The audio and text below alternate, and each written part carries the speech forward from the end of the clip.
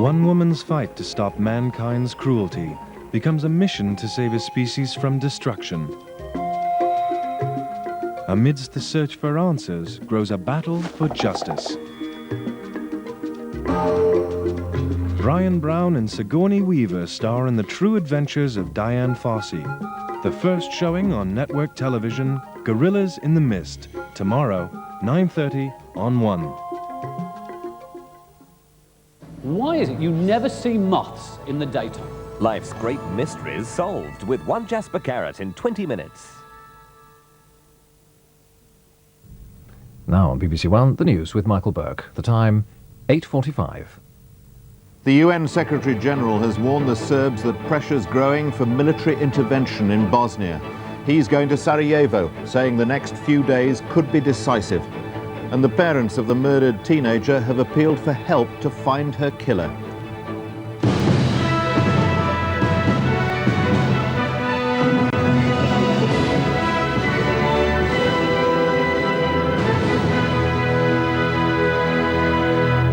Good evening. The United Nations Secretary-General, Dr. Boutros Ghali, has warned that the pressure on the international community to intervene militarily in Bosnia was enormous and growing. The next few days, he said, could be decisive. The Secretary-General is in Geneva talking to leaders of the warring factions of what was Yugoslavia and preparing to visit the besieged Bosnian capital Sarajevo on Thursday. The UN Secretary-General warned there was enormous pressure for military intervention in Bosnia from Western governments and from the media. He's said to have told President Ćosić of the Serb-dominated federal government that the next few days could be decisive. This was one of a series of meetings. The opposing political leaders did not meet face-to-face. Both the Serb and Croatian camps predicted the war could escalate into an international conflict if Islamic nations come to the aid of the Bosnian fighters. The State Department has warned the United States will use military force if the Serbs attempt to widen the conflict to the province of Kosovo. I can say we're deeply concerned about the situation in Kosovo. We have discussed this with other governments, and our concerns are widely shared in the international community. We're watching and will continue to watch Serb actions in Kosovo carefully. There should be no doubt that the United States would take very seriously destabilizing acts by Serbia in Kosovo. The American Secretary of State Lawrence Eagleburger has said he hopes the UN Security Council will pass a resolution by the end of the week to allow military enforcement of a no-fly zone over Bosnia. Britain remains cautious on this. John Major has stressed his concern for the safety of peacekeeping troops on the ground. In an apparent attempt to capitalize on this and avert foreign intervention, the leader of the Bosnian Serbs has written to Mr. Major offering to allow UN observers on all Serb flights. I think this new idea will enable the entire international community to have monitors reports day by day whether Serbs are violating this resolution or not, and then there would be no excuse for interference and involvement in this civil war in Bosnia and Herzegovina. Reports of a build-up of Bosnian Muslim forces on Mount Igman overlooking Sarajevo have prompted worries of a new offensive. International negotiators believe the Bosnian troops, impatient with the peace process, may try to regain lost territory by force. The first heavy snow of the winter has fallen in Sarajevo, making conditions even worse for the inhabitants, who are living in sub-zero temperatures without electricity, gas or running water. Already the city's old people are dying from the cold. The first snow of the winter came overnight to Sarajevo, the beginning perhaps of harder times than ever here. Since fuel is short, the water pumping stations aren't working, so people have to endure the discomfort of getting water where they can, regardless of the risk to health. But there are worse places, even in Sarajevo. As you can perhaps hear, we're right on the front line. There's shooting and mortaring all day and all night here. And right beside the front line, there's this old people's home. There's no protection here either against the bullets or against the cold. It used to be rather luxurious. Now a lot of it has been closed down because of war damage. There's a hard job just keeping one room on each floor heated. Snipers in the building behind make it dangerous even to get fuel. In the past few months, several of the staff and patients have been killed or wounded. Since it lies beside the Serbian lines, Serbian soldiers use its corridors as a shortcut to their positions. Watch out for snipers, he says. But the real enemy is the cold. 8 of the old people here have died in the past 4 days from hypothermia. This elderly woman would, the nurses said, be dead by tonight. Others huddle under their skimpy blankets, trying to keep warm. It's clean and well looked after, but there aren't enough blankets and there aren't enough stoves, so the wards are unheated. And there's nothing to stop the cold getting in. The snipers have seen to that. There used to be 100 staff here. Now there are only 6 to look after 120 old people. They've stayed from a sense of duty. If you could ask the outside world for help, I said, what would you want? Heating, clean sheets, and more nurses, they said. It's a dreadful way to end a long life. This woman is dying, and perhaps the last sound she hears is a sniper's rifle. John Simpson, BBC News, Sarajevo. An aid convoy carrying food and medicines has been prevented from reaching the 400 Palestinian deportees stranded in no man's land between Israel and Lebanon. The convoy, organised by Arab-Israeli leaders, was turned back by Israeli border police. Attempts continue to persuade the Israelis to allow supplies into the Palestinians' camp. A delegation of Israeli Arab leaders got as far as the southern edge of Israel's self-declared security zone today, but to no one's great surprise, the guards would not let them go any further.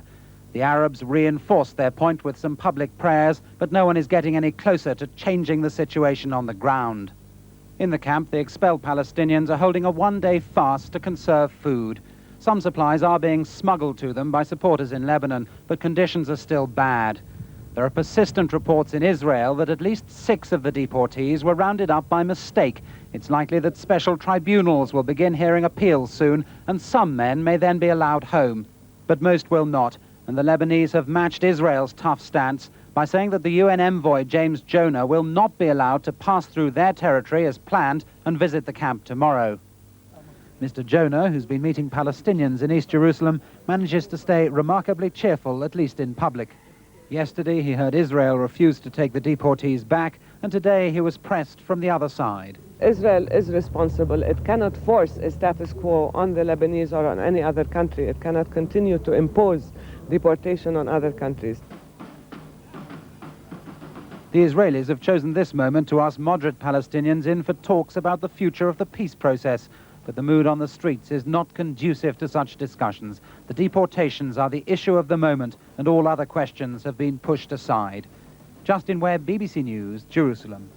The Americans are reported to be sending an aircraft carrier back to the Gulf to enforce the 2 no-fly zones in northern and southern Iraq. The Kitty Hawk left its station off the coast of Somalia this morning, following the shooting down of an Iraqi warplane by an American F-16 jet fighter. The 2 main warlords in the Somali capital, Mogadishu, have held a mass demonstration for peace in the centre of the city. 10,000 people attended the rally, celebrating what they hope will be the end of a struggle for power, which has been a major factor in the famine in the country. It's a long time since Somalia has had any reason to bring out the band, but today the people of Mogadishu poured onto the streets under the banner of unity. In the shadow of the bombed remains of the country's parliament, the supporters of both sides came together to celebrate the end of the green line that has divided their city for so long. With this handshake, Farah Aidid and Ali Mahdi, Mogadishu's 2 warlords, announced an end to their feud, though the true test will lie in their deeds, not in their words. We are having the flag of peace. We are demonstrating today all the world and all Somali people, our unity, peace, and, reconciliation. But elsewhere on the streets, life is not so peaceful. One Somali was shot dead today by Marines after attacking a television crew. The soldiers aren't taking any chances. The Marines have not had a single fatality so far in Somalia, and they intend to keep it that way. Tom Carver, BBC News, Mogadishu. Here, the government has changed its housing policy to encourage more investment in private rented homes. It's been attacked by Labour, who say the government's policy on home ownership has been pulled apart by growing unemployment. From the moment when Mrs. Thatcher handed over the deeds to the couple who became the first to buy their council house in 1980, her decade in power was marked by a massive increase in home ownership. But from its peak in 1988, the housing market has been notable for mortgage arrears, housing repossessions and negative equity.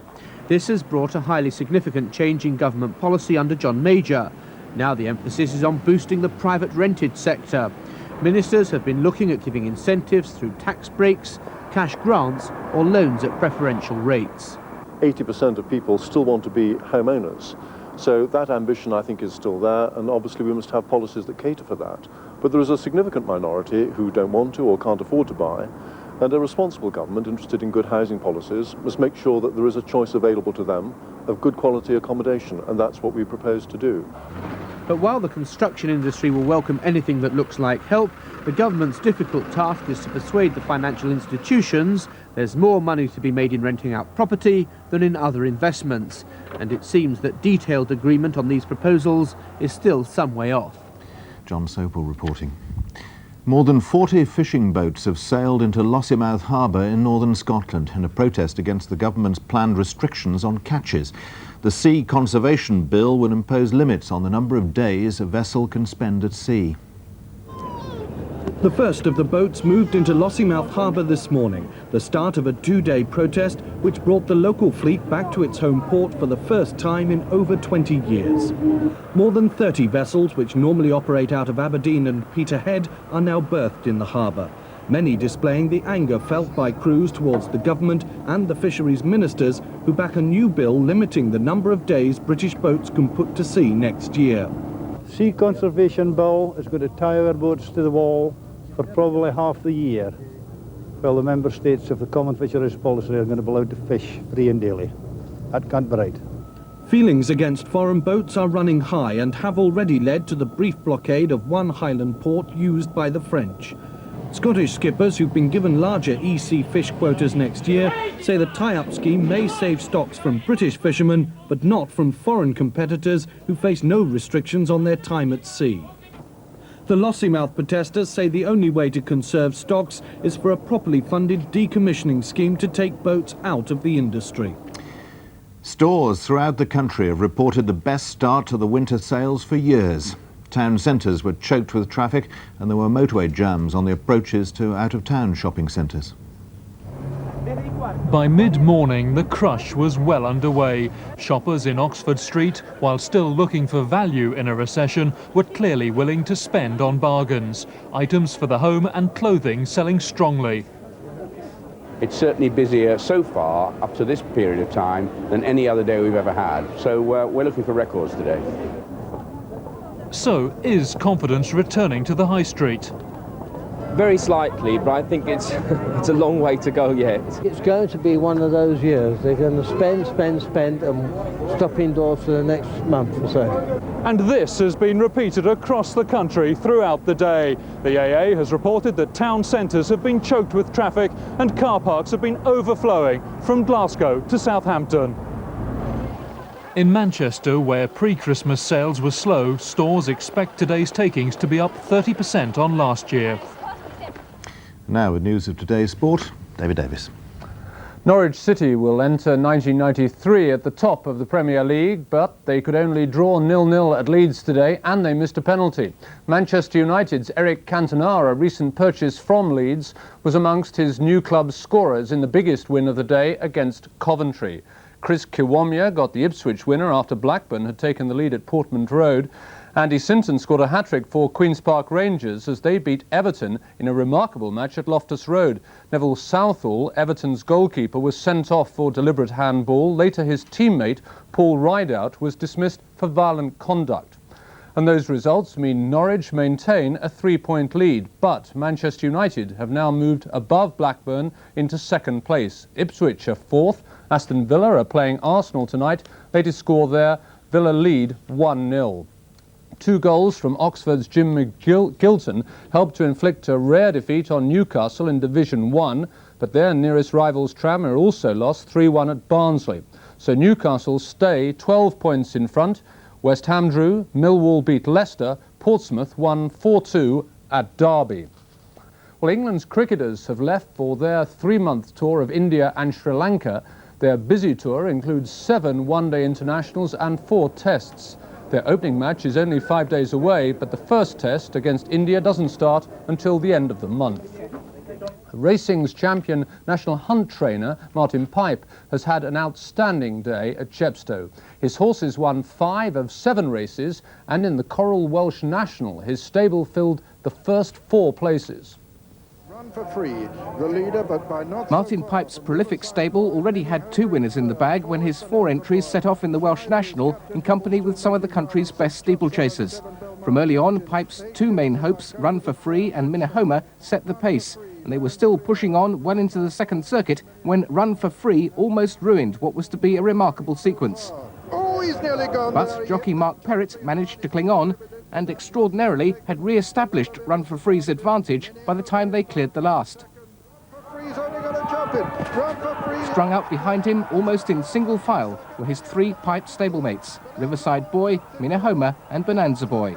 There might have been a 5th too. Chatham, a likely favourite, had been withdrawn just before the start. Later, 2 more Pipe horses returned to the winner's enclosure, 5 winners at combined odds of 602 to 1. Long odds. From David and me, good night.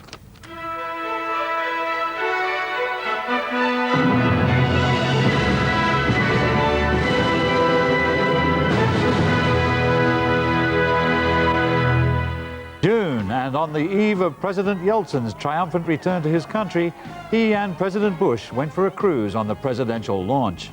He was a happy man. He'd got what he came for, a $10 billion loan and all the loose change in President Bush's trouser pockets. Yes, join Elle Macpherson and me for a last look back at 1992, this New Year's Eve at 10:20 on BBC One. For the same price as a day's BBC, you can buy 1/1,000,000th of a Ferrari. The BBC, the best value television and radio there is. While he may have one foot in the grave, Richard Wilson still has a score to settle with neighbour Angus Deaton after the Great Nome Massacre. That's in 50 minutes here on BBC One. Meanwhile, I think I'll just sit back and let you introduce the next programme. What have they got lined up for us in the new year? All the same old shows, I expect. New culinary comedy with Lenny Henry as chef. It's a fairly ordinary Côte de Rôle. Don't think much of the bouquet. This smells like the interior of a Y-Reg Datsun minicab. In opposite corners but still laughing, they're punch drunk. We are looking for the broken jaw ward. The broken jaw ward? This nice young lady here wants one. Et Nigel Planer dit bonjour la classe. Où est-ce que tu es allé pendant les vacances? Where did you go? Je suis allé à Corfu, sir. Très bien, Antoine. Très bien. Who's Crusher? Carry on. Who's this? Carrott and Powell, the detectives. Terry? Who's Terry? New comedy from January on One. I suppose that might be worth a look. And what also might be worth a look is that episode last Christmas when the very same Victor Meldrew was dreaming of revenge over the Great Nome Massacre.